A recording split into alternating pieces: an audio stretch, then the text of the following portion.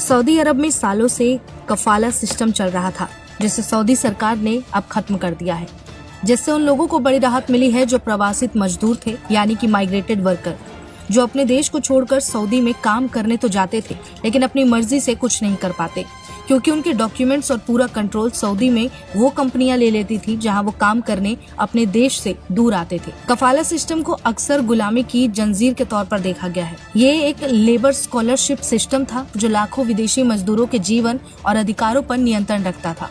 जून 2025 में घोषित यह ऐतिहासिक फैसला अब लागू हो चुका है।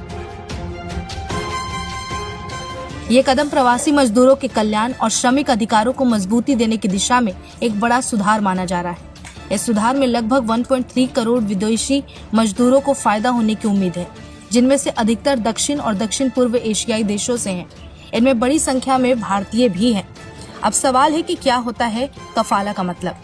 कफाला शब्द अरबी भाषा से आया है, जिसका मतलब होता है स्पॉन्सरशिप। ये प्रणाली खाड़ी देशों की कार्य संस्कृति का हिस्सा रही है। इसके तहत कोई भी विदेशी व्यक्ति तभी काम कर सकता है जब किसी स्थानीय एम्प्लॉयर के जरिए उसे स्पॉन्सर किया जाए।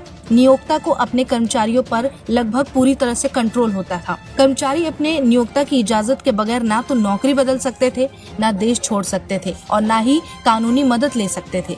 यह व्यवस्था गुलामी जैसी थी।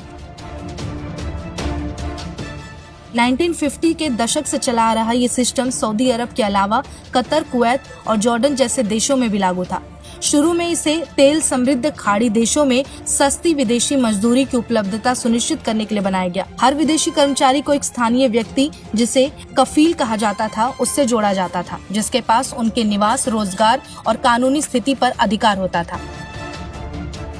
अब सऊदी अरब ने इस पुरानी व्यवस्था को खत्म कर कॉन्ट्रैक्ट आधारित रोजगार मॉडल लागू कर दिया है। सऊदी प्रेस एजेंसी के मुताबिक नए सिस्टम के तहत अब विदेशी मजदूर अपने मौजूदा नियोक्ता या फिर कफील की अनुमति के बिना दूसरी कंपनी में नौकरी कर सकते हैं।